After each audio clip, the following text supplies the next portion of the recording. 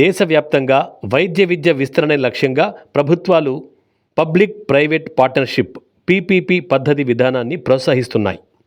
ప్రభుత్వ వనరులు, ప్రైవేటు పెట్టుబడుల సమన్వయంతో మెడికల్ కాలేజీలు ఏర్పాటు చేయడమే ఈ పీపీపీ విధాన ప్రధాన ఉద్దేశ్యం. పీపీపీ పద్ధతిలో మెడికల్ కాలేజీ అంటే ప్రభుత్వం భూమి కేటాయించి హాస్పిటల్కు అనుసంధానం చేస్తూ అనుమతులు ఇస్తుంది. ఇందులో కొన్ని సీట్లు ప్రభుత్వ కోటాలో ఉంటాయి.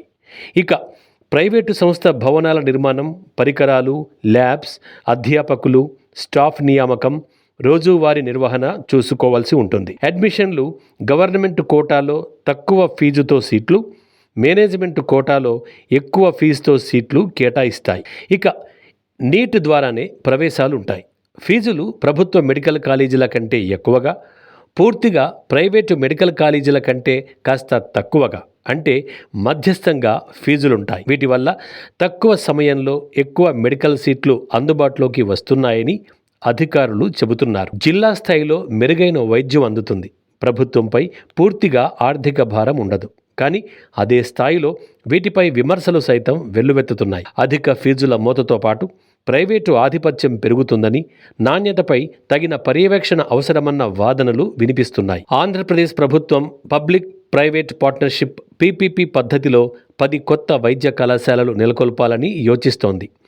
వైద్య విద్యను ప్రోత్సహించాలన్న లక్ష్యంతో కేంద్ర ఆరోగ్య మంత్రి జేపీ నడ్డా మద్దతు కూడా ఇచ్చారు. ప్రతిపక్షాలు మాత్రం ప్రైవేటీకరణ విషయంలో అడ్డం పడుతున్నాయి. ఏపీలో ఈ చర్యను వైఎస్ఆర్సీపీ అధినేత జగన్మోహన్ రెడ్డి నేతృత్వంలోని యువజన శ్రామిక రైతు సంఘాలు తీవ్రంగా వ్యతిరేకిస్తున్నాయి. పూర్తిగా ప్రభుత్వ ఆధ్వర్యంలో నడిచే వైద్య విద్య విధానం ప్రైవేటు వ్యక్తుల చేతుల్లో పెట్టడమేనన్న ఆందోళన వ్యక్తం చేసింది. దీన్ని అడ్డుకునేందుకు రాష్ట్ర వ్యాప్త సంతకాల సేకరణకు దిగింది. పూర్తిగా ప్రభుత్వ ఆధ్వర్యంలో నడిచే వైద్య విద్యా విధానం ప్రైవేటు వ్యక్తుల చేతుల్లో పెట్టడమేనన్న ఆందోళన వ్యక్తం చేసింది. దీనిని అడ్డుకునేందుకు రాష్ట్ర వ్యాప్త సంతకాల సేకరణకు దిగింది.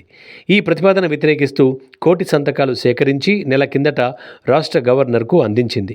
అయితే కేంద్ర రాష్ట్ర ప్రభుత్వాలు మాత్రం ఈ విషయంలో వెనక్కు తగ్గడం లేదు. ప్రైవేట్ సంస్థలకు కార్యకలాపాలకు అప్పగించడం వల్ల ఖర్చులు పెరిగే అవకాశం ఉందని, ఫీజులు, సేవా ఛార్జీలను పెంచడం ద్వారా విద్యార్థులు, రోగులపై ప్రభావం పడుతుందని విమర్శలున్నాయి. అంతేకాదు, అందరికీ సమాన ఆరోగ్య సంరక్షణ పంపిణీని దెబ్బతీస్తుందన్న వాదనుంది. అయితే పీపీపీ మోడల్ ప్రైవేటీకరణకు చాలా భిన్నంగా ఉంటుందని ప్రభుత్వం తరపు వాదనుంది. వైద్య కళాశాలలు, ఆసుపత్రుల యాజమాన్యాలను ప్రభుత్వం నిలుపుకుంటుందని, ప్రైవేట్ సంస్థలు ఈ మోడల్ కింద నిర్ణీత కాలానికి మాత్రమే వాటిని నిర్వహించడంలో పెట్టుబడి పెడతాయని అంటోంది. ఏదేమైనా సర్కార్ కాలేజీలను ప్రైవేటు చేతిలో పెట్టడాన్ని విమర్శించే వారి సంఖ్యే ఎక్కువగా కనిపిస్తోంది.